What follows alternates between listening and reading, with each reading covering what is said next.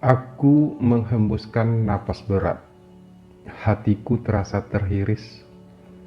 Dengan rasa tak percaya, ku tatap raut wajah istriku.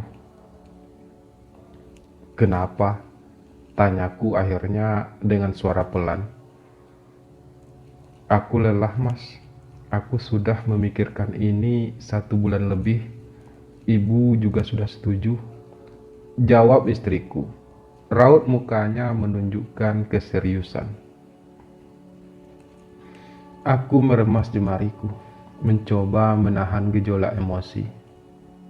"Lalu bagaimana dengan Azam?" Suaraku bergetar. "Azam akan baik-baik saja. Ibu dan bapak sangat menyayanginya." Aku menarik napas lagi, lebih panjang.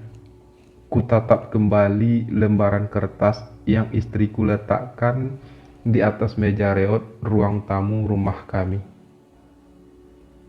"Dan kalau aku nggak mau?" Aku membesarkan volume suaraku. "Terserah kamu, Mas. Tapi yang pasti keputusanku sudah bulat. Tak peduli kamu mau atau tidak." Istriku menjawab dengan sinis. Ia duduk di atas kursi tamu, menatapku yang duduk tersandar ke dinding. Sekali lagi ku tatap wajah cantik istriku. Wajah cantik dengan senyum manisnya yang dulu membuat aku jatuh cinta padanya. Aku masih ingat waktu pertama kali kami berjumpa, kurang lebih 7 tahun yang lalu. Waktu itu aku masih berusia 21 tahun, masih sangat muda. Demikian juga istriku, waktu itu baru berusia 19 tahun.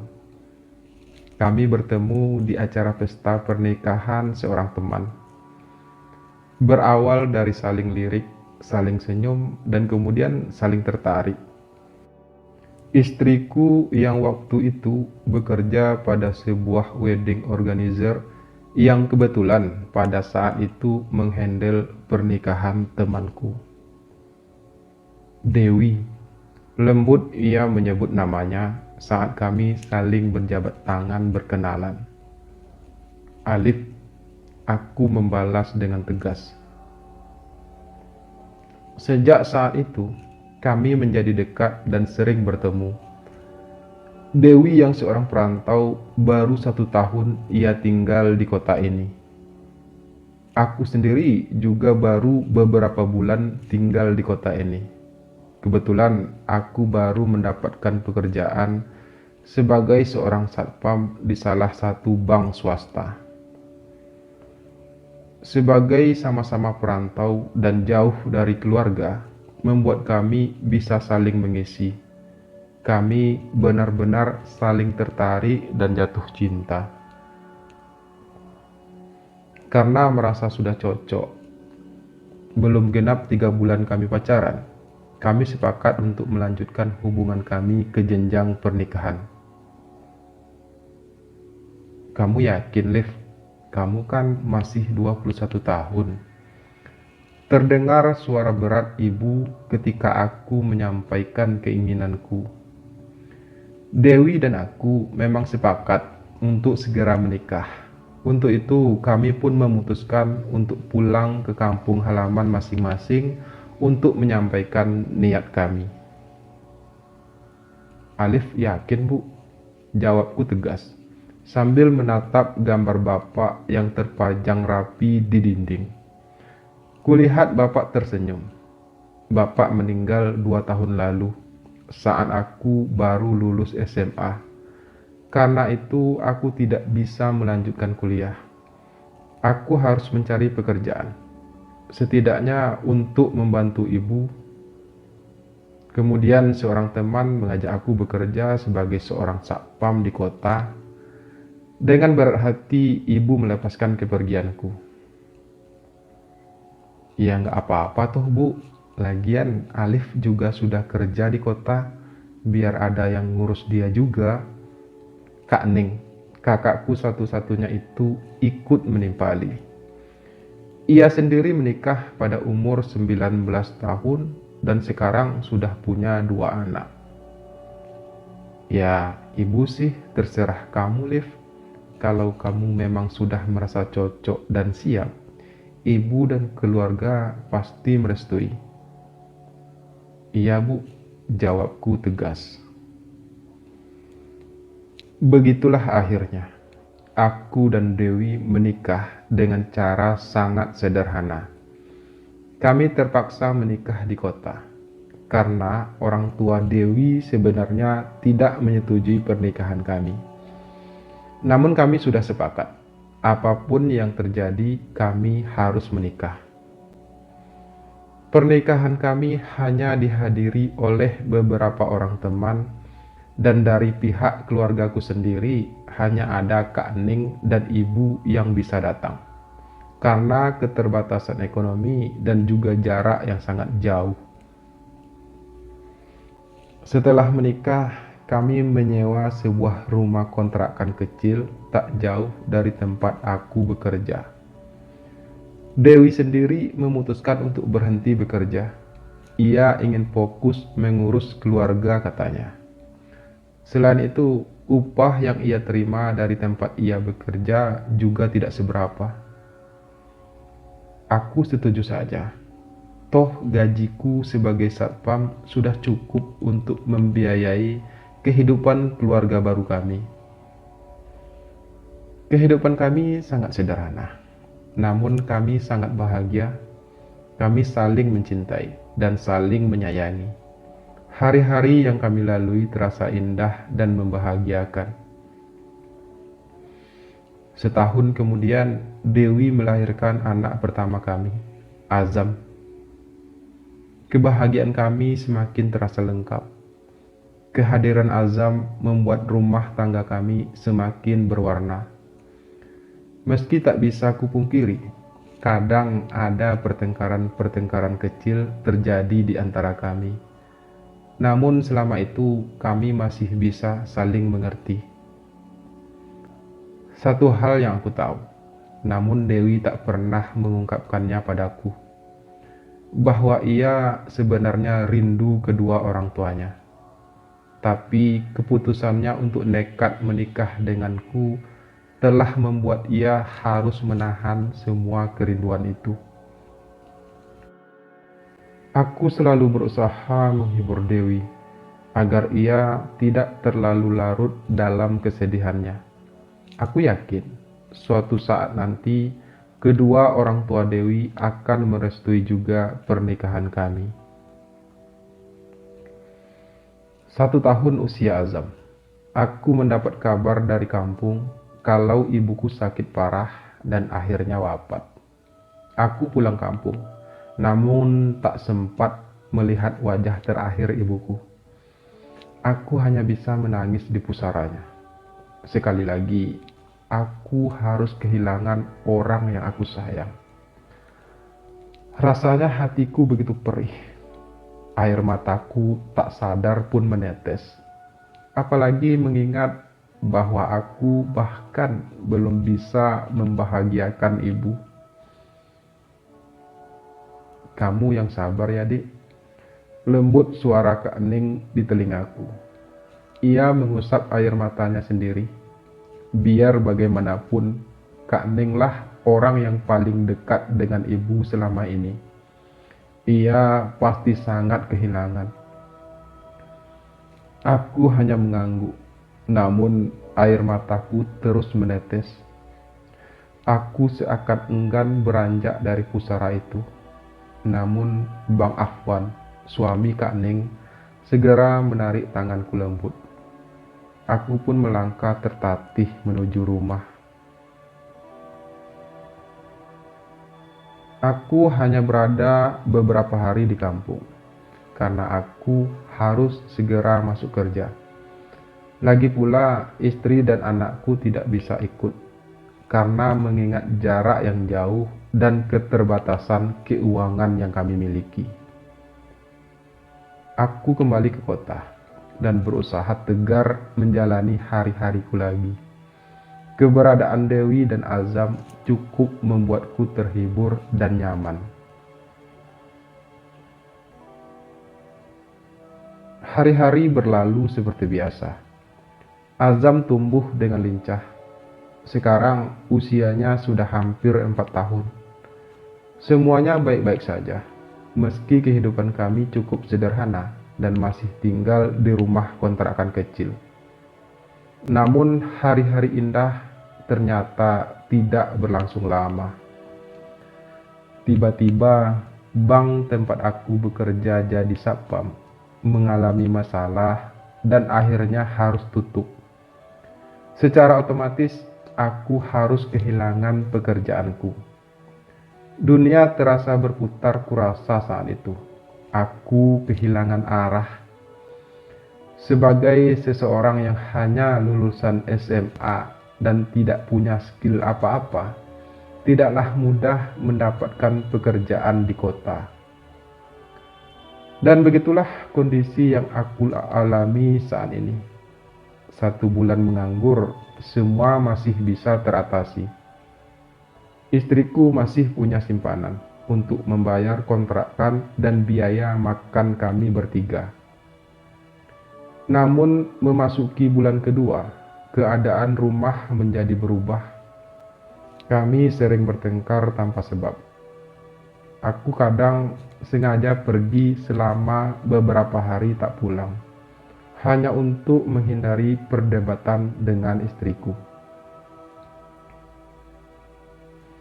"Sampai kapan kamu seperti ini, Mas?" Luntang-lantung enggak jelas, ucap istriku suatu hari.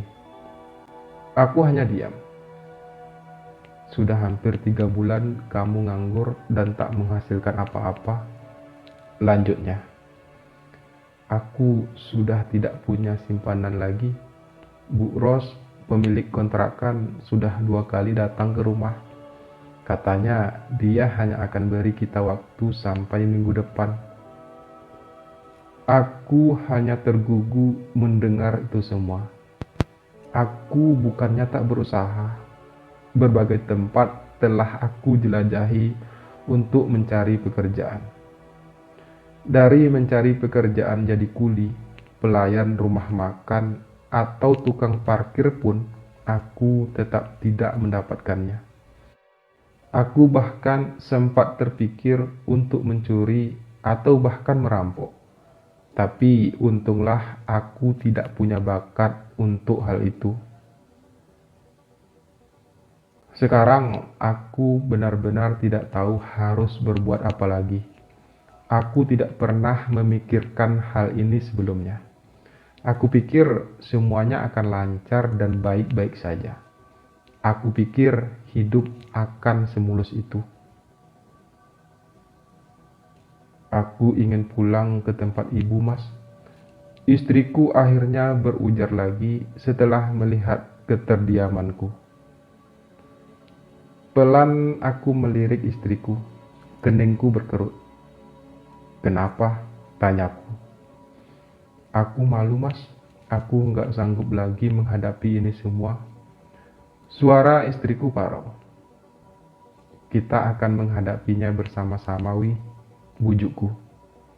"Kamu enak, Mas, bisa pergi-pergi. Tapi aku kan cari kerja. Tapi nggak dapet-dapet sampai sekarang kan, Mas. Orang-orang sudah mulai ngomongin kita. Aku malu. Kita tidak punya apa-apa lagi sekarang." "Jangan pedulikan omongan orang-orang," ucapku mengalihkan pandangan ke depan. "Tapi aku kepikiran, Mas. Pokoknya aku ingin ke rumah ibu aja." Suara istriku mulai meninggi. Aku hanya membanting pintu masuk ke kamar. Aku dengar istriku menggerutu gak jelas. Esok paginya, aku lihat istriku sudah membawa koper dan beberapa tas keluar. "Kamu mau kemana?" tanyaku, sambil mencekal langkah istriku yang sedang menggandeng tangan Azam. "Aku sudah bilang aku mau pulang kampung saja." "Sekarang?" Istriku mengangguk. "Emang kamu punya uang untuk ongkos?" "Aku sudah jual handphoneku, Mas." Aku tertunduk lesu. Keputusan istriku sudah bulat. Percuma juga aku mencegahnya. Aku tahu betul tabiat istriku. "Kamu akan cerita tentang kita sama orang tua kamu?" tanyaku berusaha lembut. "Jika terpaksa." "Aku ikut ya," balasku sedikit menghibah. Aku merasa begitu rapuh. Saat ini aku benar-benar butuh dukungan, terutama dari orang-orang terdekatku. Saat ini aku tidak punya siapa-siapa lagi, kecuali mereka berdua, istri dan anakku. "Mas tahu kan dari awal pernikahan kita, ibu dan bapakku sudah tidak setuju. Kalau kamu ikut, itu akan menambah runyam keadaan. Aku juga pulang belum tentu diterima kok." Kembali aku terdiam. Istriku benar. Mungkin lebih baik baginya untuk kembali ke orang tuanya saat ini. Setidaknya sampai aku mendapatkan pekerjaan, sampai keadaan ini membaik. Aku menatap kepergian istriku dan anakku dengan mata berkaca. Biar bagaimanapun, ini salahku. Aku yang harus bertanggung jawab untuk mereka. Tapi aku tidak bisa berbuat apa-apa. Aku benar-benar tidak berdaya. Tanpa sadar, air mataku pun menetes kembali.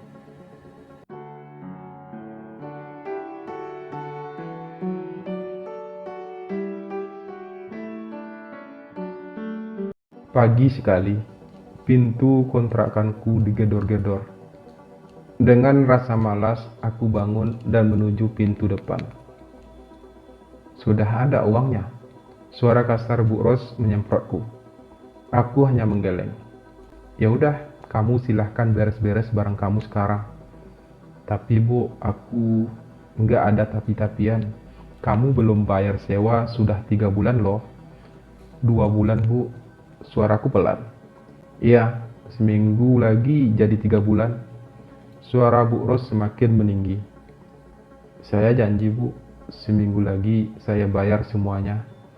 Ucapku berusaha meyakinkan Bu Ros. "Aku tuh sebenarnya kasihan sama kamu, Liv. Tapi kalau seminggu lagi nggak bayar sepeser pun, maka dengan sangat terpaksa aku akan bawa orangku untuk mengusir kamu dari kontrakan ini." Bu Ros nyerocos sambil berlalu pergi. Aku menarik napas panjang. Sudah sebulan istriku pergi. Bu Ros sudah 3 kali datang ke rumah. Aku bertahan hidup dengan bekerja jadi kuli cucian motor di tempat Mang Rohim. Cukup untuk makanku sehari-hari, tapi tetap tak cukup buat bayar kontrakan. Aku berjalan gontai menuju kamar mandi. Tiba-tiba aku dengar lagi ketukan di pintu kontrakan. Aku berbalik lagi. Kupikir Bu Ros balik lagi. Kubuka pintu perlahan, bersiap-siap terkena makian lagi. "Dewi," keningku berkerut, tak percaya. Aku melihat Dewi berdiri di depan pintu. Keadaannya jauh lebih baik dari sejak kepergiannya sebulan lalu. Aku menatap sekelilingnya. "Mana Azam?" tanyaku lagi, melihat Dewi hanya berdiri sendirian. Tiba-tiba aku merasa kangen dengan anakku. Sudah sebulan aku tak mendengar celotehannya. "Azam gak ikut. Ia tinggal di sana, di rumah mbahnya. Dewi akhirnya menjawab. Ia beranikan menatap ke arah wajahku yang berantakan. Aku kesini hanya mau bicara. Maksud kamu? Tanyaku. Dewi menyerahkan sebuah map berisi selembar surat. Ia duduk di kursi tamu rotan rumah kontrakan kami. Aku membuka map itu dan membaca isi suratnya. Aku ingin cerai, Mas. Belum selesai aku membaca isi surat itu, Dewi sudah memperjelas isinya. Untuk sesaat, aku hanya terpaku, tak percaya, tak tahu juga harus berkata apa. Seisi dunia seakan runtuh bagiku. Aku terduduk di lantai, menyandarkan punggungku di dinding, berharap dinding itu bisa membantuku memikul semua beban ini. Sekali lagi terserah kamu, Mas. Aku juga tidak peduli. Tapi jika kamu tidak tanda tangani surat cerai itu, jangan harap kamu bisa bertemu Azam lagi. Suara tegas Dewi kembali mencabik hatiku. Aku ingin marah. Tapi dengan kondisi seperti ini, aku sadar betul kemarahanku justru hanya akan memperburuk keadaan. Aku tinggalkan surat ini. Nanti kalau kamu sudah tanda tangan, kamu bisa kirim lewat pos. Alamatnya ada di situ. Tiba-tiba Dewi bangkit. Ia melangkah keluar dari rumah dan berjalan menuju taksi yang sudah menunggunya dari tadi.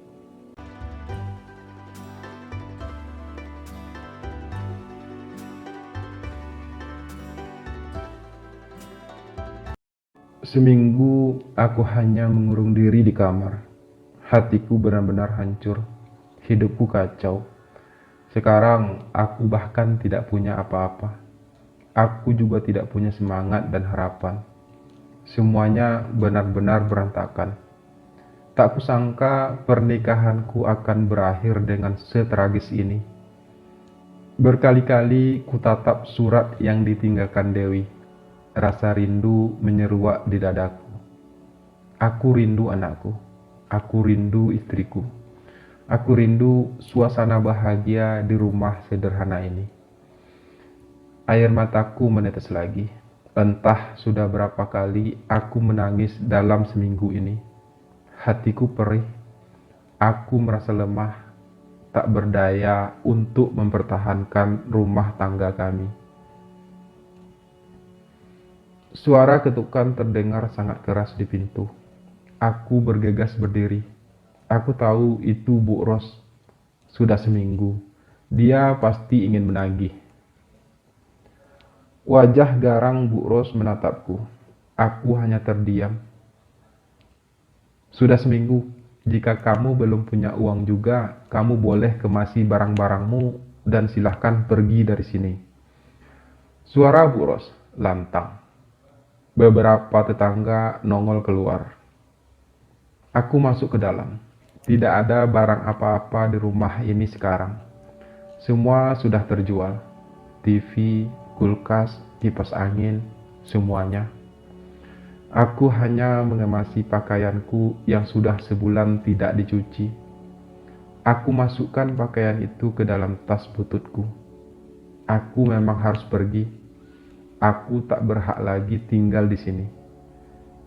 Lagi pula, Dewi juga sudah pergi. Ia tidak akan pernah kembali lagi. Aku melangkahkan kakiku pelan, meninggalkan rumah kontrakan penuh kenangan itu. Diiringi tatapan para tetangga yang sebagian sudah tahu cerita pilu keluarga kami. Ingat ya, kamu masih punya hutang 3 bulan loh. Suara Bu Ros terdengar lagi. Aku tak menghiraukannya. Aku terus saja melangkah meski aku tidak tahu harus kemana. Langkahku gontai. Kakiku terasa mulai keram dan kesemutan. Aku sudah berjalan cukup jauh tanpa arah. Aku benar-benar terpuruk. Aku hempaskan pantatku di atas sebuah bangku taman yang ada di pinggiran jalan. Kepalaku nyut-nyutan. Cacing dalam perutku sudah dari tadi berperang meminta makan. Aku tidak punya uang sepeser pun.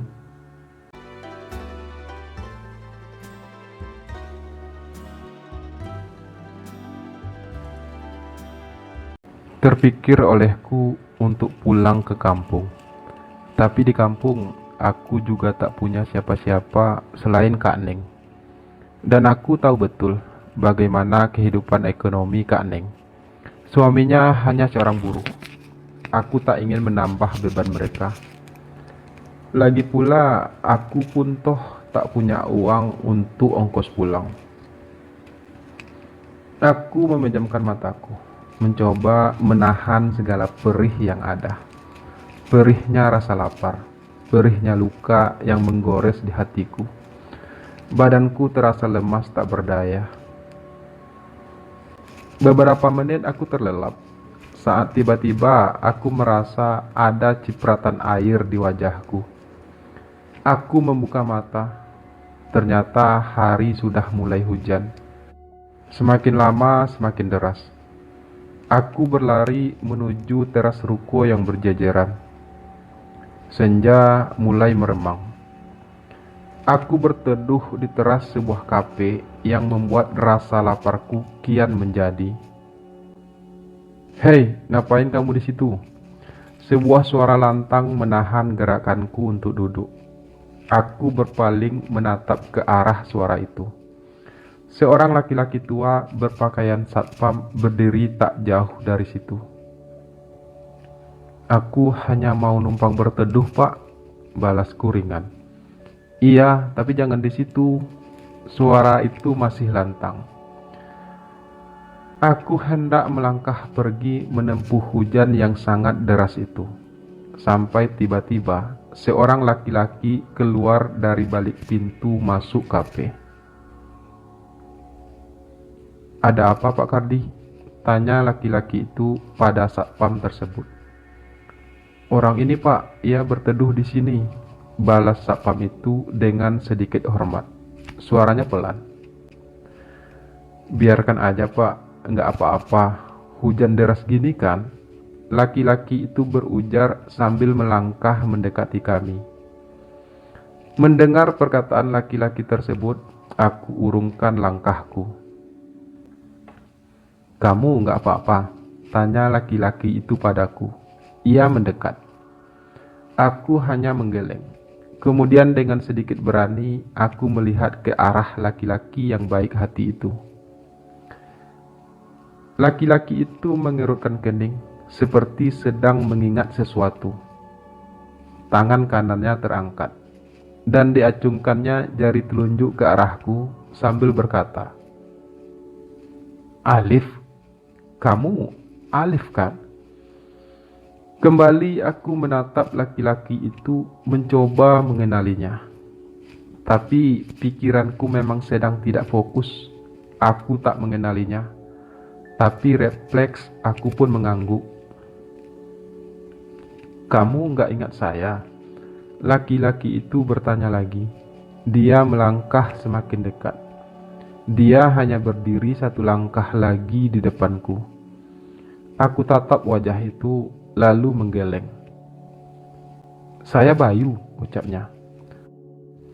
Puluhan nama Bayu berkeliaran di benakku, tapi tidak ada satupun yang menggambarkan orang di depanku. "Bayu teman SMA Mulif," laki-laki itu melanjutkan melihat aku hanya terbengong. Bayu Prawijaya?" Suaraku lantang. Laki-laki itu pun mengangguk. "Alif Budiman." Hahaha. Laki-laki itu tertawa sambil melangkah mendekat. Tiba-tiba ia mendekapku. Aku spontan kaget, tapi berusaha membalas dekapannya. "Apa kabar kamu, Liv?" tanyanya setelah melepaskan dekapannya. Aku berusaha bersikap tenang. "Baik," jawabku singkat. Aku berusaha tersenyum, namun suasana hatiku tidak berhasil membuatku benar-benar tersenyum. "Kamu?" tanyaku. "Alhamdulillah, beginilah keadaanku sekarang, sangat baik." Bayu menyentuh bahuku pelan. "Aku senang bisa bertemu kamu akhirnya, Liv." Ia melanjutkan. "Aku juga," balasku. "Tapi seharusnya tidak dalam keadaan seperti ini," batinku.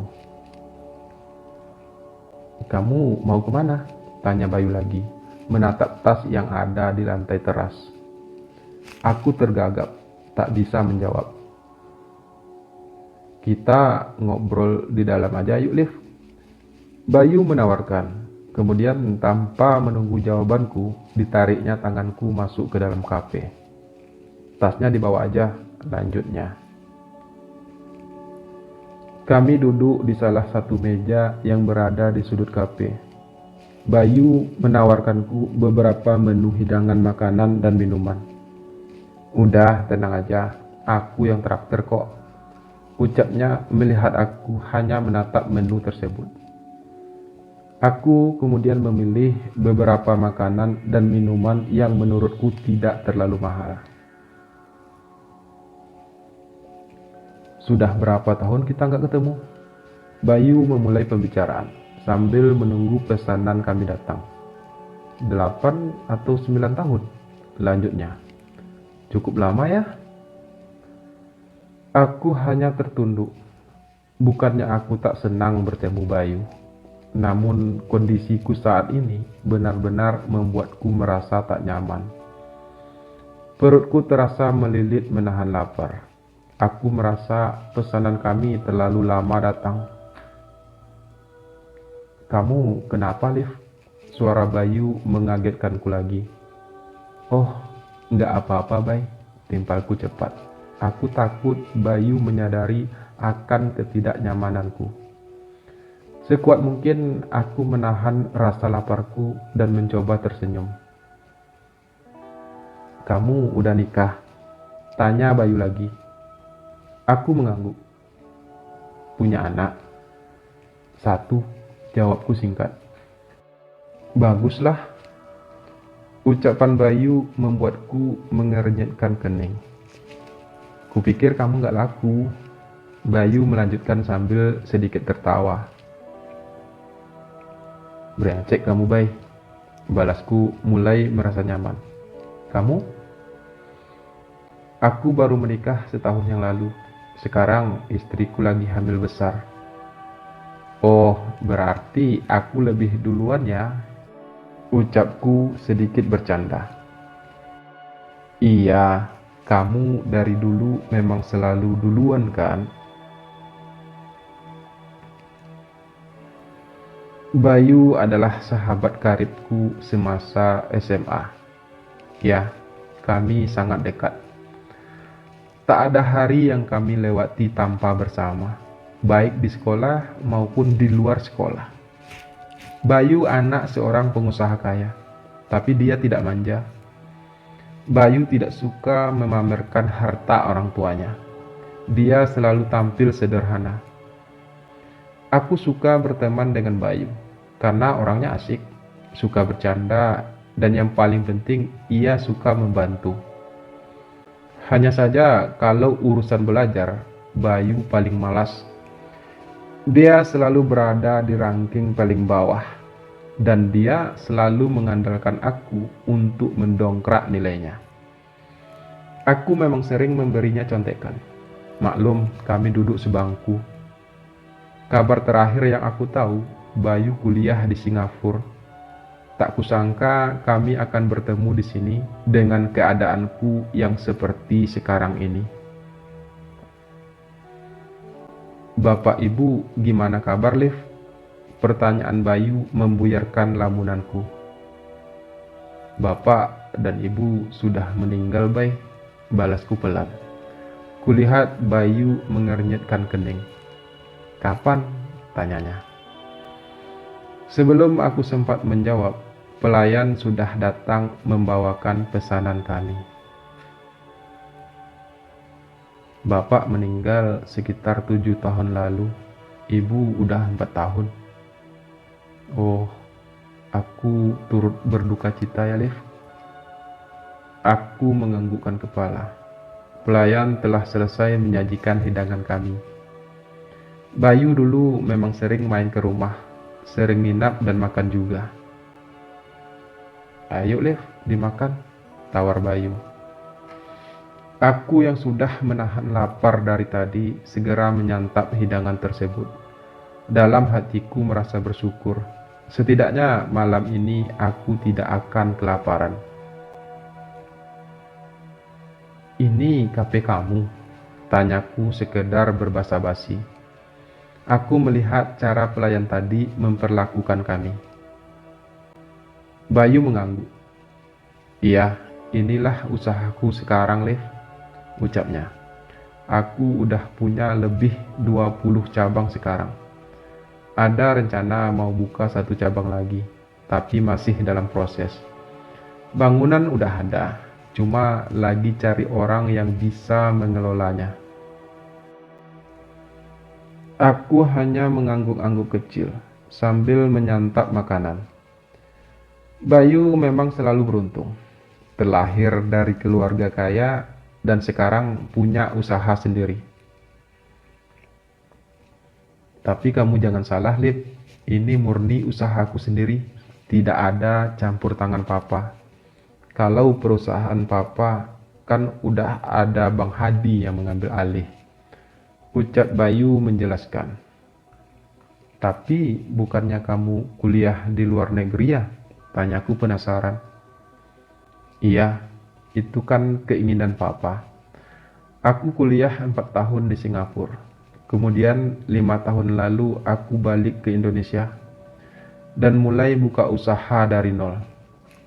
Papa sempat tak setuju sih awalnya, tapi melihat keinginanku yang kuat dan usahaku yang cukup gigih, Papa akhirnya memberikan aku kesempatan untuk berusaha sendiri. Dan sekarang Papa sudah mengakui kehebatanku. Aku mengunyah makanan terakhirku dan meneguk air putih yang aku pesan tadi.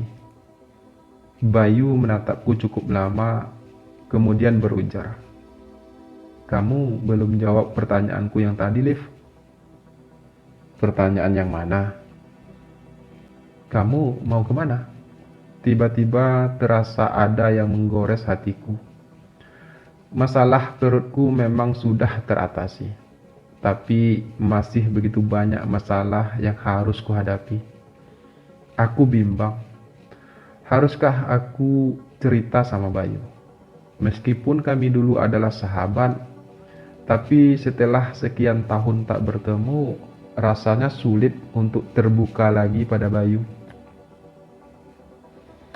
Dulu kami memang selalu terbuka dalam segala hal.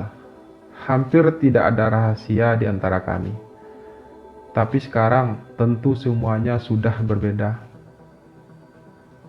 Aku menarik napas panjang. Sulit untuk menjawab pertanyaan Bayu barusan. "Kamu ada masalah, Lip?" Bayu bertanya lagi, melihat aku hanya terdiam. Aku tetap bungkam. Mulutku tiba-tiba kaku. Rasanya aku ingin menangis. "Kamu ingat Iren?" Tiba-tiba Bayu mengalihkan pembicaraan. Sepertinya dia paham kalau aku tak bisa menjawab pertanyaannya. "Iren?" tanyaku ringan. "Iya, Iren, adik kelas yang sama-sama kita taksir." "Oh ya, ingat," jawabku. "Dia sekarang kerja sama saya, jadi kasir di salah satu cabang kafe saya." Aku hanya membulatkan bibir. Aku tahu Bayu mengharapkan reaksi lebih, tapi pikiranku benar-benar lagi kacau. "Selama 9 tahun gak ketemu kamu, aku selalu ingat kamu, Liv. Kamu satu-satunya sahabat yang tak pernah aku lupakan," ucap Bayu pelan. "Kamu tahu apa yang paling tidak bisa aku lupakan tentang kamu?" lanjutnya. Apa? Papa selalu marah kalau aku mendapatkan nilai jelek, dan aku selalu dibanding-bandingkan dengan Bang Hadi yang pintar. Karena kamu sering kasih aku contekan, nilaiku jadi bagus, dan Papa tak pernah marah-marah lagi, apalagi membanding-bandingkanku dengan Bang Hadi. Kamu hebat, Bay, ucapku tanpa sadar, mengingat apa yang sudah dicapai Bayu saat ini. Kamu harusnya lebih hebat lagi, Liv, balas Bayu. Kamu itu pintar, sejak kecil selalu juara kelas. Aku menggeleng lemah, tapi aku tak seberuntung kamu, Bay. Suaraku pelan. Aku gak bisa kuliah karena bapak keburu meninggal. Aku hanya lulusan SMA. Apa yang bisa aku lakukan dengan ijazah itu? Keluhku, lebih kepada diriku sendiri. Jadi kamu kerja apa sekarang? Tanya Bayu kemudian. Sempat jadi satpam sih, Bay. Tapi karena bank tempat aku bekerja ada masalah dan akhirnya tutup, aku sekarang jadi pengangguran. Tiba-tiba aku merasa lega mengungkap itu semua.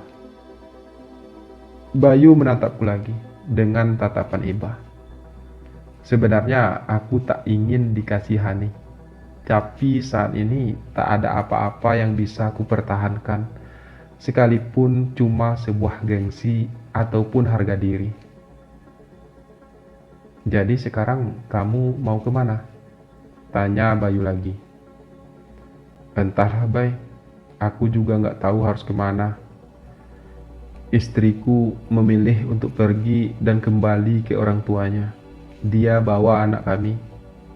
Dia memilih untuk pergi di saat aku benar-benar terpuruk dan butuh dukungan. Bayu menatapku semakin iba, tapi segera dia memalingkan wajahnya, melihat aku yang meliriknya. Kamu mau kerja dengan saya? Bayu bertanya setelah cukup lama kami terdiam. Spontan aku menatap Bayu. Aku lihat ketulusan di matanya. Aku kenal kamu, Liv. Aku tahu bagaimana kamu. Kamu laki-laki hebat. Kemiskinan tidak membuatmu menyerah untuk belajar. Kamu pintar. Kamu salah satu inspirasiku untuk belajar. Suara Bayu terdengar datar, namun aku tahu ia tulus. Aku rasa kamu hanya belum menemukan passion kamu yang sebenarnya. Lanjutnya. Entah, Bay. Aku bingung. Aku tak tahu harus ngapain sekarang. Keluhku. Kalau kamu mau, kamu bisa mulai kerja sama saya. Kebetulan saya mau buka cabang baru dan butuh banyak karyawan. Kamu bisa belajar di sana. Dan kalau kamu nanti mampu, kamu bisa menjadi manajer di sana. Aku terharu mendengar penuturan Bayu. Tak kusangka Bayu masih begitu baik padaku setelah kami terpisah sekian tahun. Terima kasih, Bay. Saat ini aku tidak punya pilihan selain menerima tawaran kamu. Gak harus jadi manajer sih. Jadi pelayan juga gak apa-apa. Yang penting aku punya penghasilan. Ucapku parau. Mataku mulai berkaca. Jika tidak mengingat keadaan kafe yang mulai ramai, ingin rasanya aku menangis saat itu juga. Sekarang kamu tinggal di mana? Tanya Bayu pelan. Aku hanya menggeleng, menahan haru di hatiku. Kalau begitu, untuk sementara kamu bisa tinggal di kamar atas. Di atas ada kamar kosong. Kamu bisa tinggal di sana sampai cabang kafeku yang baru benar-benar udah buka. Dan untuk sementara kamu bisa bantu-bantu di sini. Nanti aku suruh Pak Darman mengurus segala keperluan kamu. Ucapan Bayu benar-benar membuatku lega. Setidaknya aku sekarang sudah punya tujuan meski belum begitu jelas. Aku hanya bertekad untuk bangkit lagi dan mengembalikan semua yang telah pergi dariku. Aku yakin Dewi akan mau menerima aku kembali kalau aku sudah punya penghasilan yang tetap.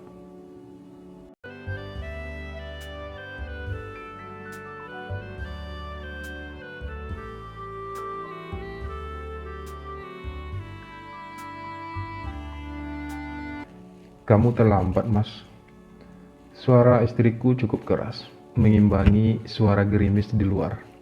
Kami duduk di teras. Maksud kamu? Tanyaku heran.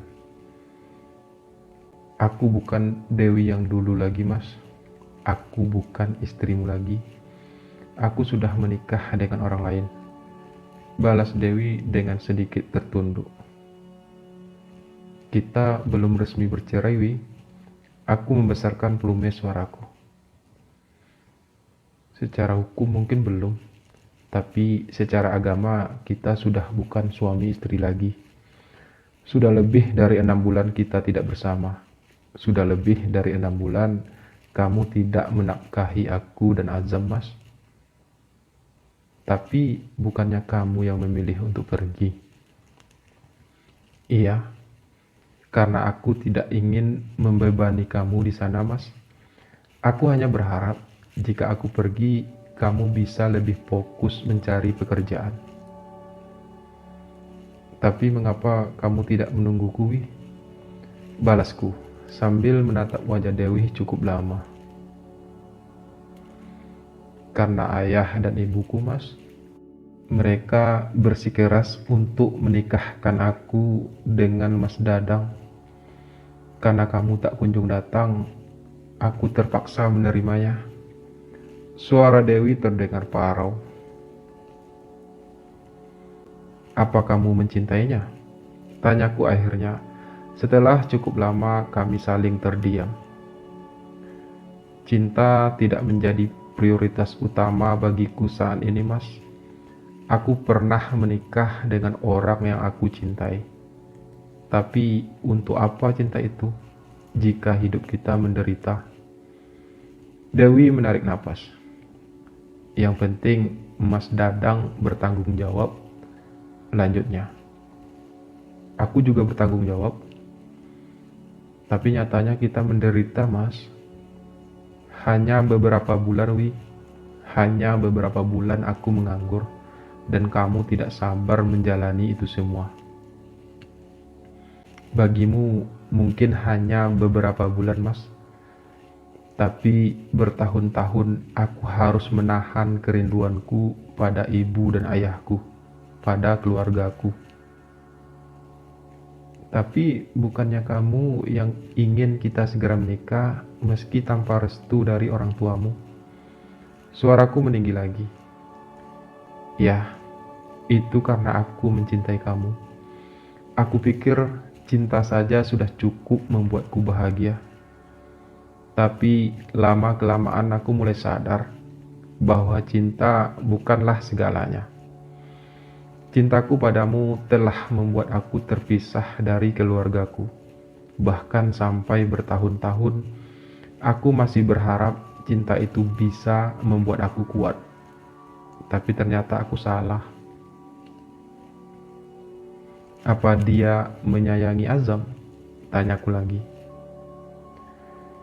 Kalau kamu bertanya apa Mas Dadang menyayangi Azam seperti kamu menyayangi Azam, tentu saja tidak. Tapi yang pasti Mas Dadang bertanggung jawab dan dia tidak pernah menyakiti Azam. Aku ingin membawa Azam bersamaku, ucapku lagi. Kali ini aku menatap rintik-rintik hujan yang sudah mulai reda. Kalau kamu ingin bertemu Azam kapanpun, aku tidak akan melarang, Mas. Tapi jangan harap kamu bisa membawanya pergi. Suara Dewi terdengar tegas. Dia anakku. Dia juga anakku. Potong Dewi cepat. Aku yang melahirkannya. Aku juga yang merawatnya.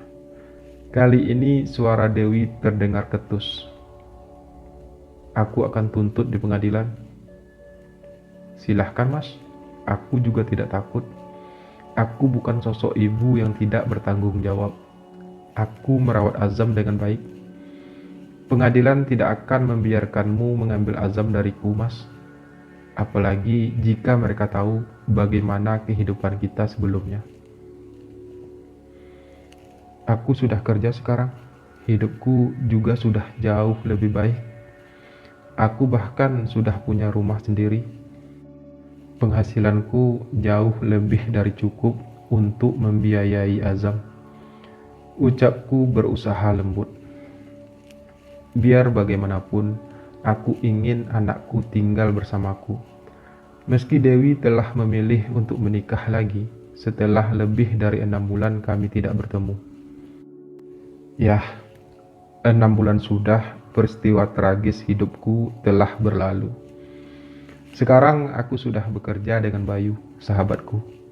Aku bahkan dipercaya Bayu untuk menjadi manajer di salah satu kafenya, seperti janjinya. Hidupku sudah jauh lebih baik berkat Bayu. Aku sudah punya rumah sendiri, punya kendaraan yang layak, dan yang pasti aku sudah punya penghasilan yang jauh lebih dari cukup. 6 bulan akhirnya aku memutuskan untuk menemui istri dan anakku. Aku ingin mengajak mereka kembali bersamaku, tapi ternyata istriku sudah menikah lagi. Aku sempat terpukul mendengarnya, tapi sebagai laki-laki, aku tak ingin terlihat lemah. Aku harus terlihat tegar dan berusaha ikhlas melepas Dewi dari hidupku. Namun, aku tidak bisa ikhlas melepaskan Azam begitu saja. Kalau memang hidupmu sudah membaik, kenapa kamu baru datang sekarang? Tanya Dewi mengagetkanku. Aku baru saja mulai kerja, Wi. Aku tak mungkin meninggalkan pekerjaanku. Dan baru sekarang aku punya kesempatan untuk bisa datang ke sini. Jawabku dengan suara berat. Tapi tetap saja kamu sudah terlambat, Mas. Lebih baik Mas pulang. Mungkin kisah kita memang harus berakhir sampai di sini. Aku terenyuh mendengar semua itu. Tak kusangka Dewi begitu cepat berubah. Kami yang dulu saling mencintai, kini hanya tinggal puing-puing kenangan. Kutatap mata Dewi tajam, namun Dewi memalingkan wajahnya cepat. Tak ada lagi cinta. Tak ada lagi kebahagiaan yang dulu sempat mewarnai hari-hari indah kami. Kini semua telah musnah. Tak ada lagi yang harus diperjuangkan. Yah, Dewi benar. Kisah kami memang telah berakhir. Namun Azam adalah anakku. Aku tetap akan berjuang untuknya.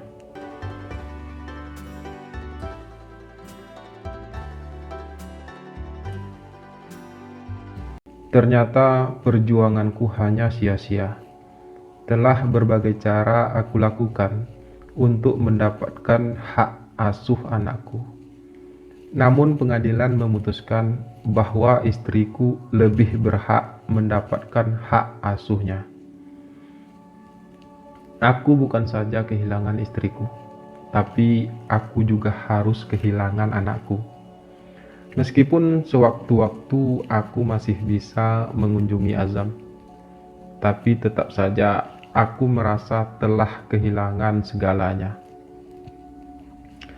Usahaku untuk memperbaiki hidup ternyata tetap tidak mampu membuatku bisa mempertahankan rumah tanggaku yang sudah terlanjur hancur.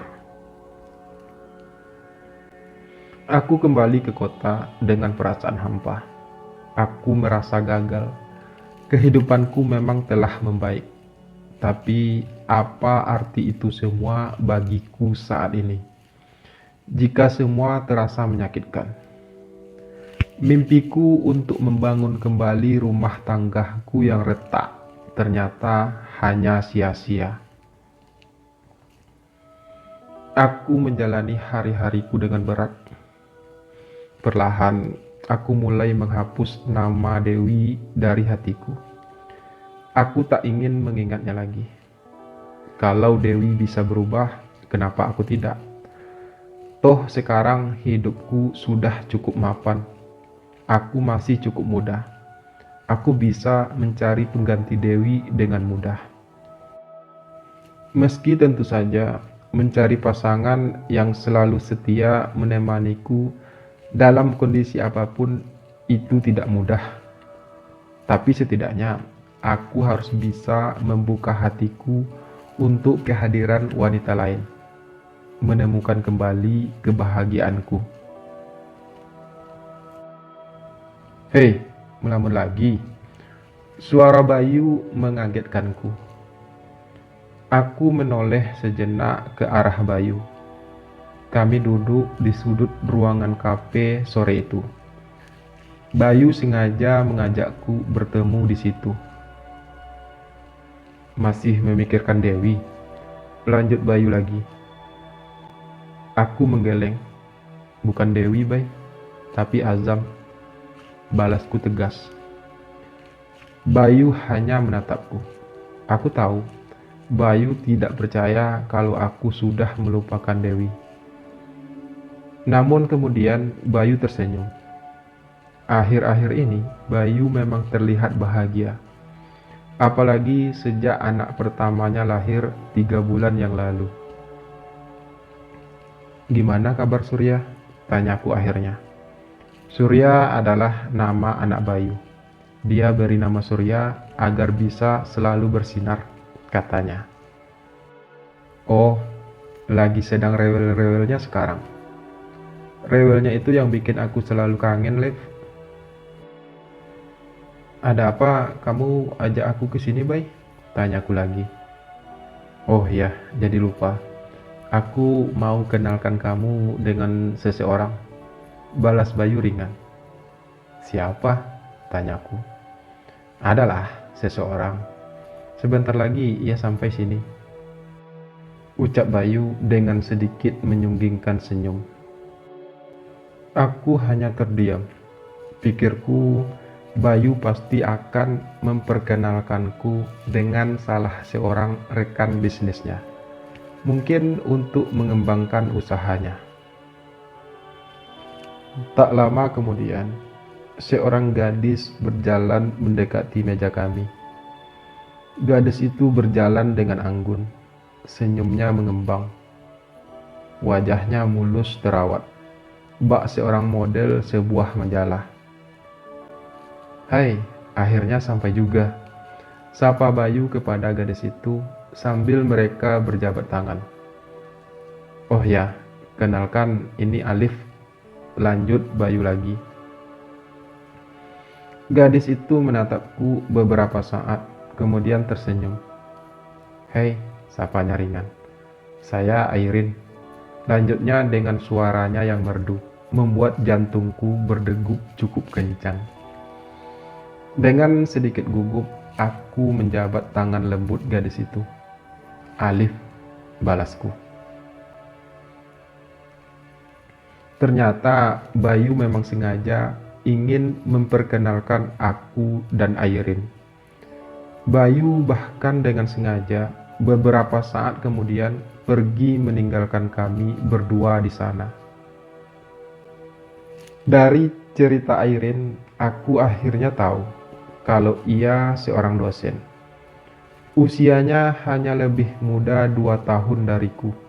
Dia juga masih lajang. Bayu sudah cerita banyak tentang kamu, Liv, ucap Airin lembut.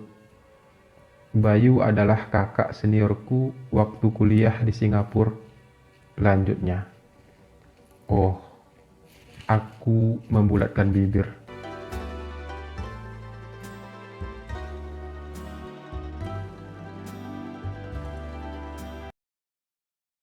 Berbulan-bulan aku dan Airin akhirnya sering jalan bareng, makan bareng, dan bahkan nonton bareng.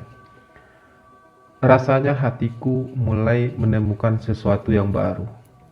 Sesuatu yang sudah lama hilang. Airin tahu semua kisahku. Selain dari yang ia dengar dari Bayu, aku juga menceritakan semuanya. Airin tidak mempermasalahkan tentang statusku. Kedekatan kami akhirnya menumbuhkan benih-benih cinta. Airin dengan sangat bahagia menyambut semua perasaan cintaku padanya. Kami menjalin hubungan yang serius. Hatiku telah pulih kembali. Kehadiran Airin benar-benar membuatku bangkit. Setelah hampir setahun pacaran, kami pun akhirnya memutuskan untuk menikah. Airin gadis yang mandiri, punya pekerjaan yang mapan. Namun itu tidak menjadi penghalang bagi kami untuk hidup bersama. Meskipun secara pendidikan, Airin lebih tinggi dari aku, tapi ia tetap menghormatiku sebagai seorang suami. Rumah tangga kami berjalan lancar dan bahagia. Namun, ternyata itu semua tidak berlangsung lama. 2 tahun membina rumah tangga yang bahagia, kami belum juga dikaruniai anak. Hal itu ternyata membuat hubungan kami kian hari kian renggang. Airin lebih sibuk dengan pekerjaannya. Ia jadi jarang berada di rumah. Awalnya aku coba memahaminya. Mungkin dia kesepian, pikirku. Tapi lama-kelamaan, sikap Airin justru berubah. Ia tak lagi semanis dulu. Airin lebih sering diam jika berada di rumah. "Kamu kenapa?" tanyaku suatu hari, mencoba bersikap lembut. Airin menghela napas. "Aku capek, Liv," jawabnya terdengar lesuh. "Tapi akhir-akhir ini kamu jadi jarang di rumah, Rin. Dan jika pun di rumah, kamu seperti enggan menyapaku," ucapku lirih. "Itu hanya perasaan kamu aja, Liv," balas Airin. "Tapi kamu berbeda sekarang, Rin. Udah nggak kayak dulu lagi." Aku masih berusaha melembutkan suaraku. "Berbeda apanya?" Tiba-tiba suara Airin sedikit meninggi. "Kamunya aja yang terlalu perasa." Hari-hari berikutnya justru hubungan kami semakin parah. Ada saja hal-hal sepele yang membuat kami sering bertengkar. "Aku capek, Liv. Aku baru pulang kerja. Kamu sih enak, kerja nggak seberapa, gaji juga nggak seberapa." Suara Airin lantang. "Maksud kamu?" Suaraku lebih lantang lagi. Kali ini aku benar-benar tersinggung. "Kamu pasti ngerti maksud aku apa?" "Oh, jadi sekarang kamu mempermasalahkan penghasilanku yang tak seberapa dibandingkan dengan penghasilan kamu?" Suaraku cukup bergetar menahan amarahku. Airin hanya menghempaskan kakinya, lalu berjalan tergesa menuju kamar dan menghempaskan pintu dengan keras. Hatiku semakin terasa pilu. Keesokan harinya, Airin pergi dengan membawa koper. Aku tidak memperdulikannya. "Aku mau ke rumah mama beberapa hari," ucapnya sambil menutup pintu. Aku hanya terdiam. Aku benar-benar tidak tahu apa yang terjadi. Mengapa Airin tiba-tiba berubah? Mengapa sekarang sikapnya tidak semanis dulu? Bahkan sekarang ia pergi meninggalkanku sendirian di rumah ini. Aku benar-benar dibuat bingung, tak mengerti.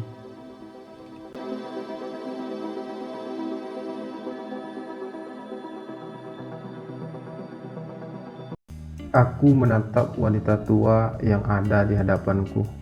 Ia tersenyum tipis. "Ada apa, Ma?" tanyaku lembut. Wanita itu, mamanya Airin, menarik napas ringan.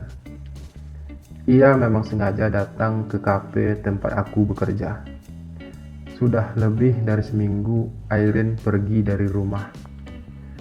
Selama seminggu, aku dan Airin tidak pernah berkomunikasi, apalagi bertemu. Ada hal penting tentang Airin yang harus kamu ketahui, Liv. Ucap Mama pelan. Mama tahu tak seharusnya Mama ikut campur urusan rumah tangga kalian. Tapi mengingat kondisi Airin saat ini, rasanya Mama memang harus turun tangan. Lanjutnya, sekali lagi ia menarik napas. Aku sedikit mengerutkan kening. Airin kenapa, Mah? Apa Airin sakit? Tanyaku. Lebih dari itu, Liv, desah Mama. Maksud Mama? Tanyaku lagi, benar-benar tidak paham. Sebenarnya Airin tak ingin kamu tahu, Liv, dan ia juga meminta Mama untuk tidak menceritakan semua ini sama kamu. Mama tertunduk lesuh. Menceritakan tentang apa? Ucapku, semakin tidak paham. Airin penasaran, kenapa setelah lebih dari 2 tahun kalian menikah, kalian belum juga dikaruniai anak. Untuk itu, ia memeriksakan diri ke dokter keluarga kami. Mama menghempaskan napasnya berat. Dan ternyata Airin memang tidak bisa hamil, Liv. Dia divonis mandul oleh dokter. Lanjut Mama dengan suara bergetar. Aku bagai mendengar suara petir di siang itu. Dengan rasa tak percaya, aku menatap Mama cukup lama. Matanya berkaca. Aku tahu Mama tak mungkin berbohong. Dan itu membuat tubuhku terasa lemas. Sakit kepalaku kambuh lagi. Tapi apa hubungan itu semua dengan sikap Airin akhir-akhir ini padaku? Tanyaku akhirnya, setelah cukup lama kami terdiam. Mama meneguk minumannya, kemudian berucap, Airin sangat mencintai kamu, Liv. Ia hanya ingin yang terbaik buat kamu. Dengan menyakitiku, keningku berkerut 2 kali lipat dari biasanya. Aku benar-benar tidak mengerti. Yah, Airin memang sengaja membuatmu sakit hati dan marah. Ia berharap dengan begitu kamu akan membencinya. Lalu kemudian kamu akan menceraikannya. Ia hanya ingin kamu bahagia, Liv.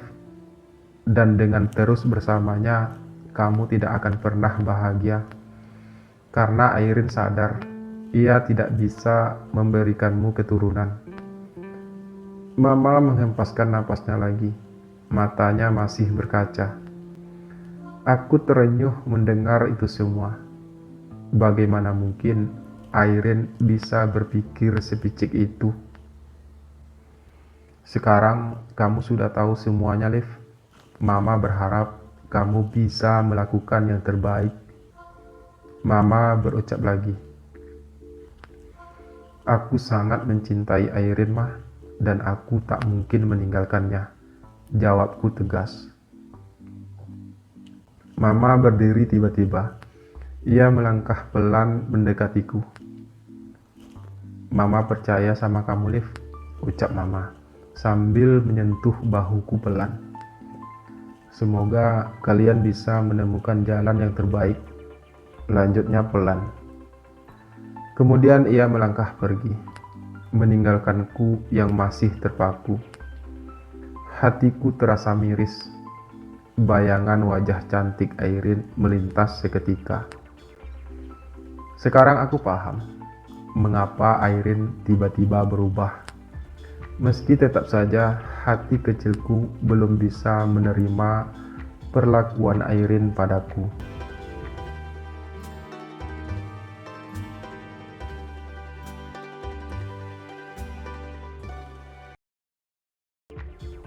Sudah lebih dari 2 bulan aku tidak menjenguk anakku, Azam. Makanya akhir pekan ini aku sempatkan untuk berkunjung. Tapi kali ini aku pergi bersama Bayu. Kebetulan sekali Bayu memang ingin pergi melihat salah satu cabang kafenya yang berada tidak jauh dari kampung tempat mantan istriku, Dewi, dan anakku tinggal. Aku sengaja memaksa Bayu untuk memakai mobilnya, meski harus menempuh perjalanan kurang lebih 2 hari. Aku hanya ingin sedikit menenangkan pikiranku. Pembicaraanku dengan Mama Airin kemarin benar-benar membuatku tidak bisa tidur. Aku masih bingung harus melakukan apa saat ini. Airin juga tidak bisa dihubungi. "Ada apa, Liv?" tanya Bayu di perjalanan sambil menyetir.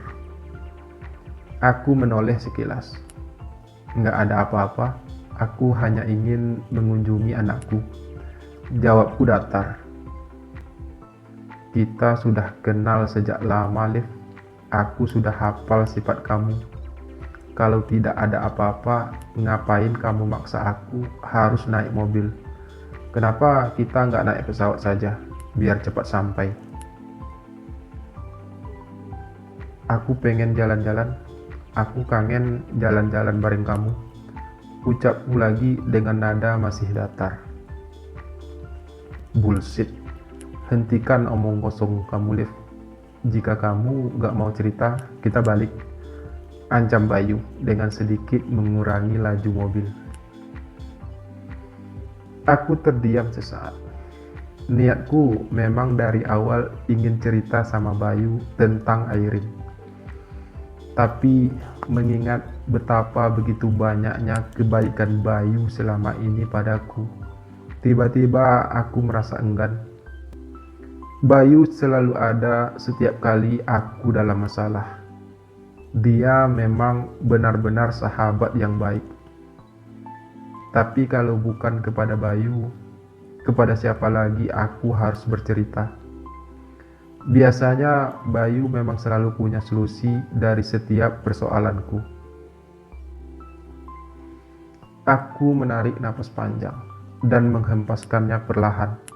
Hatiku benar-benar bingung. Dengan sedikit berat, aku ceritakan semuanya pada Bayu. Semuanya tentang Airin, tentang apa yang terjadi dengan kami saat ini. Biar bagaimanapun, Bayulah yang memperkenalkan aku dengan Airin. Bayu menelan ludah mendengar semua ceritaku. "Kamu mencintai Airin?" tanya Bayu. Aku mengangguk yakin. "Kalau begitu, kamu harus memperbaiki semuanya, Liv." "Tapi Airin tak bisa aku hubungi, Bay." Suaraku lemah. "Kamu sudah coba datang ke rumah mamanya?" tanya Bayu lagi yang membuatku terdiam. Bayu menoleh sejenak. Aku hanya menggeleng ringan. "Saran saya, Liv, kamu harus menemui Airin. Kalian harus bicara. Jangan sampai masalah ini semakin berlarut-larut," ucap Bayu pelan. Aku menarik napas lagi. Kali ini lebih pelan. Ada sedikit kelegaan yang kurasakan setelah menceritakan semuanya kepada Bayu. Meski aku belum benar-benar tahu tindakan apa yang harus aku ambil. Tapi rasanya Bayu memang benar. Kami memang harus bicara.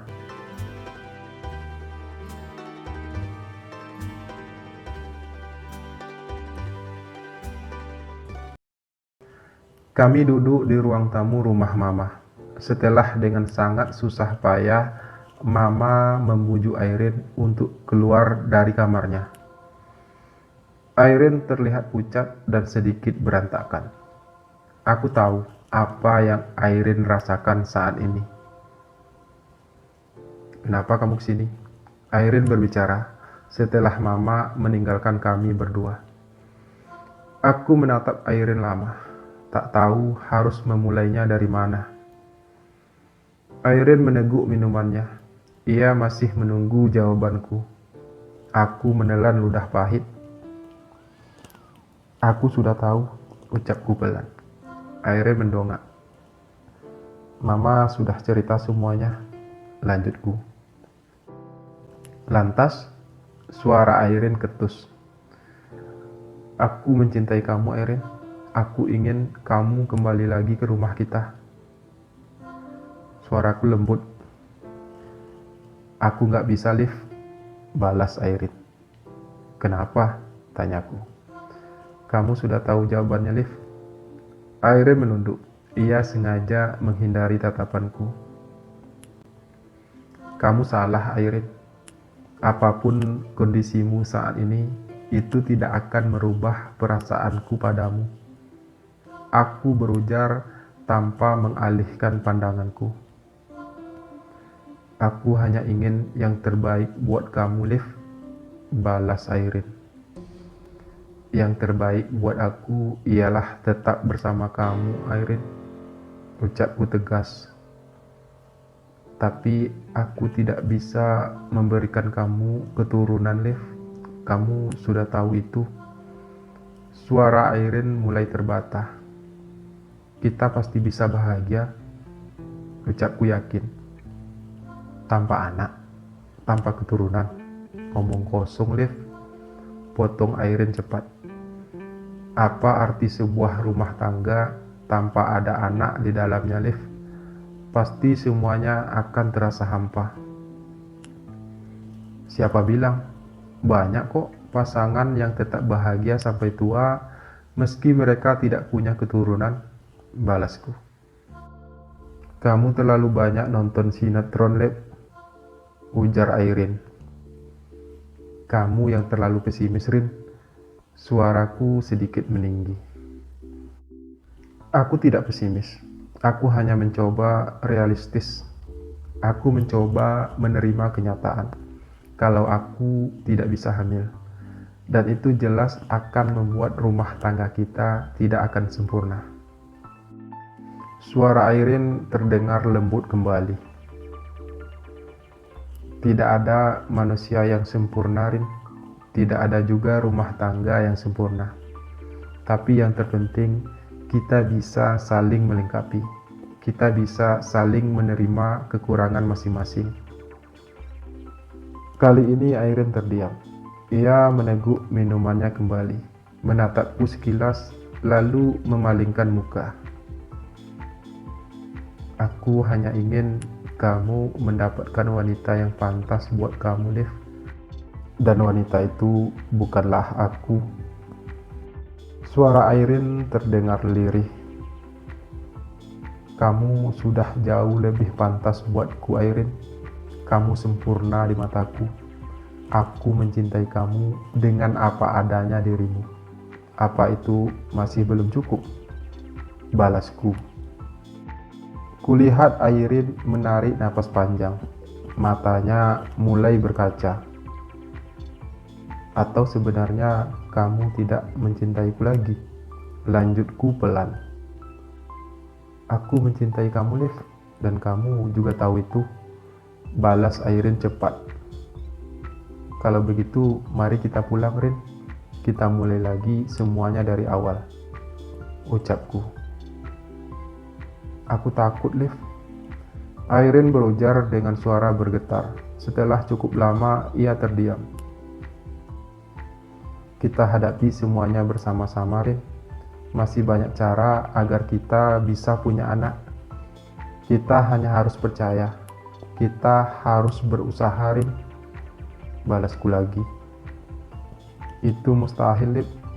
Suara Airin semakin parau. Apanya yang mustahil? Di zaman yang serba canggih sekarang ini, tidak ada yang tidak mungkin, Rin. Kita akan mencobanya. Apa yang harus kita coba, Liv? Banyak, Rin, balasku cepat. Bayi tabung misalnya.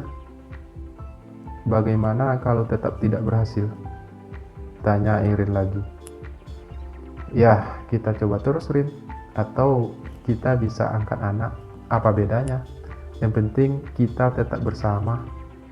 Aku membalas dengan suara yang lebih lembut. Kamu yakin, Liv?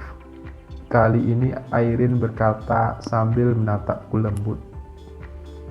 Aku yakin, Airin. Aku mengangguk mantap. Ada secercah harapan kalau Airin akan bersedia untuk kembali. Kamu jangan menyerah, Airin. Kamu jangan berputus asa seperti ini. Lanjutku.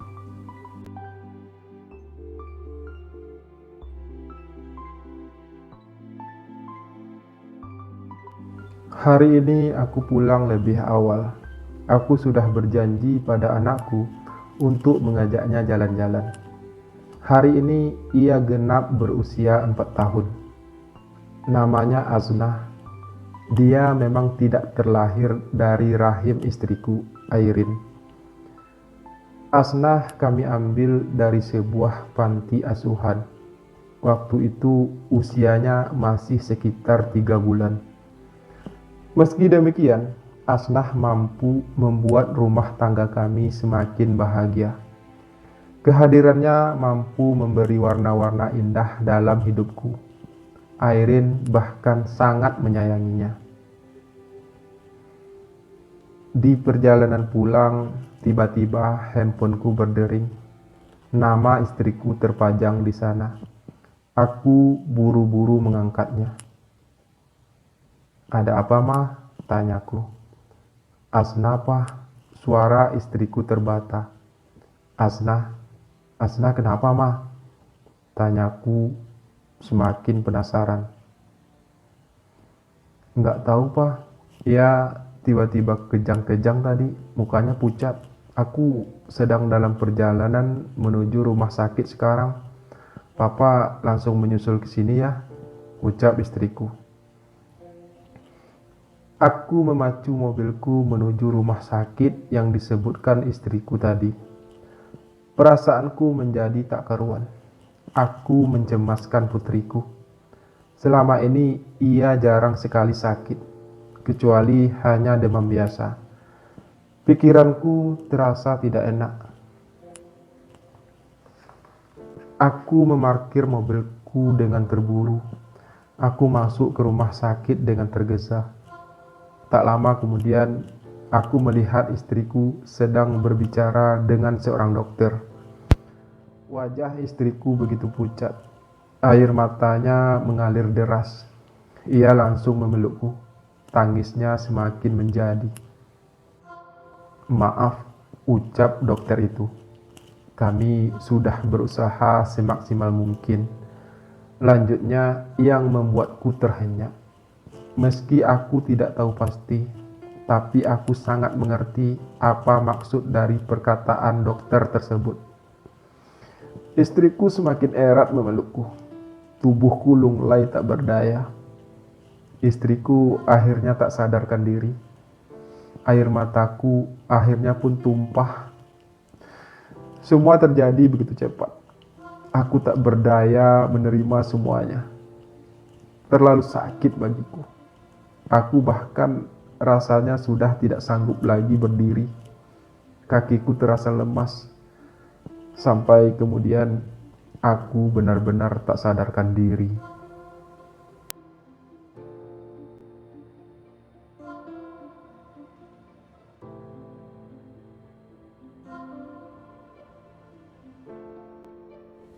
Semenjak anakku, Aznah, yang baru berusia 4 tahun itu meninggal, kehidupan rumah tanggaku dan Airin benar-benar menjadi kacau. Aku kehilangan gairah. Aku kehilangan semangat hidup. Begitu juga istriku, Airin. Airin sekarang jadi jarang berada di rumah. Ia banyak menghabiskan waktunya untuk berkumpul bersama teman-temannya di luar. Airin benar-benar berubah. Ia tak lagi selembut dulu. Kami bahkan sangat jarang berbicara.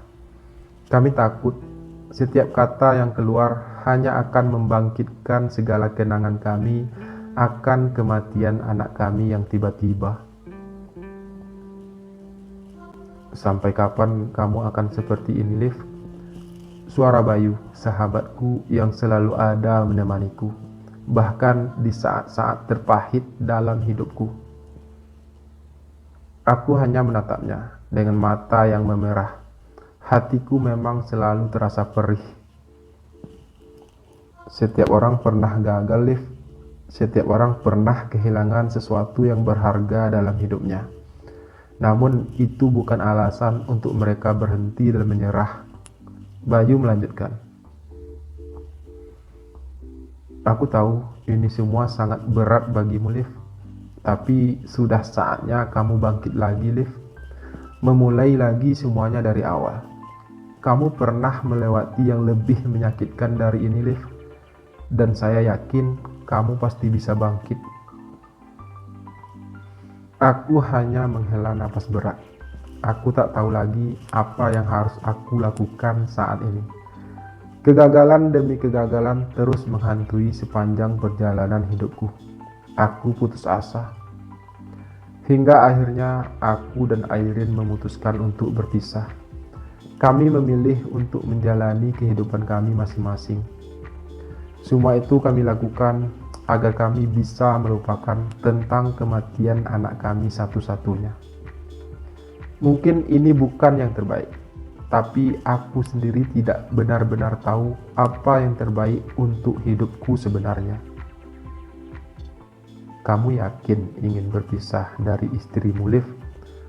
Serak suara Bayu menanyaiku. Iya, Bay. Karena setiap kali aku melihat istriku, hanya rasa sakit yang aku rasakan. Suaraku lirih. Kami juga memutuskan untuk menjual rumah kami. Dan sekarang aku tidak punya tempat untuk sekedar berteduh. Lanjutku, masih dengan nada lirih. Kamu tahu, Liv, aku akan selalu ada buat kamu. Rumahku juga selalu terbuka buat kamu. Balas Bayu ringan. Tapi saya nggak enak sama istri kamu, Bay. Saya nggak mungkin tinggal bersama kalian, jawabku. Jadi apa rencana kamu sekarang? Bayu bertanya kembali. Saya nggak tahu pasti, Bay. Namun saya akan mencoba mencari rumah kontrakan untuk sementara, jawabku lagi. Aku memang masih bekerja bersama Bayu. Meski akhir-akhir ini aku jarang berada di tempat kerja. Dan beruntunglah Bayu sangat mengerti keadaanku. Bayu membantuku mencarikan rumah kontrakan yang berada tidak terlalu jauh dari tempat aku bekerja. Bayu memang selalu ada untukku. Ia selalu bisa memberikan jalan keluar dari setiap persoalan yang aku hadapi. Bayu selalu baik padaku. Kadang aku merasa tidak enak hati harus selalu menerima bantuan darinya. Itulah gunanya sahabat, Liv, saling membantu dan saling menguatkan. Begitu selalu alasan Bayu setiap kali aku membahas tentang segala kebaikannya. Kadang aku merasa kebaikan Bayu padaku sedikit berlebihan. Tapi sekali lagi, aku memang selalu membutuhkan Bayu. Hingga suatu saat, Bayu mendapat sebuah musibah yang cukup tragis. Istrinya mengalami sebuah kecelakaan dan akhirnya meninggal. Sebagai sahabat, tentu saja aku turut berduka dan berusaha menghibur Bayu. Sekarang aku bisa merasakan apa yang kamu rasakan selama ini, Liv. Ratap Bayu terdengar pilu. Sekarang aku bisa merasakan bagaimana rasanya kehilangan orang yang kita sayangi. Sakit, Liv. Lanjutnya. Aku merasa prihatin melihat kondisi Bayu. Namun ia masih cukup beruntung. Anaknya masih bersamanya. Dan kedua orang tuanya selalu memberi dukungan lebih padanya. Meski demikian, terlihat sekali kalau Bayu begitu terpukul dengan kematian istrinya.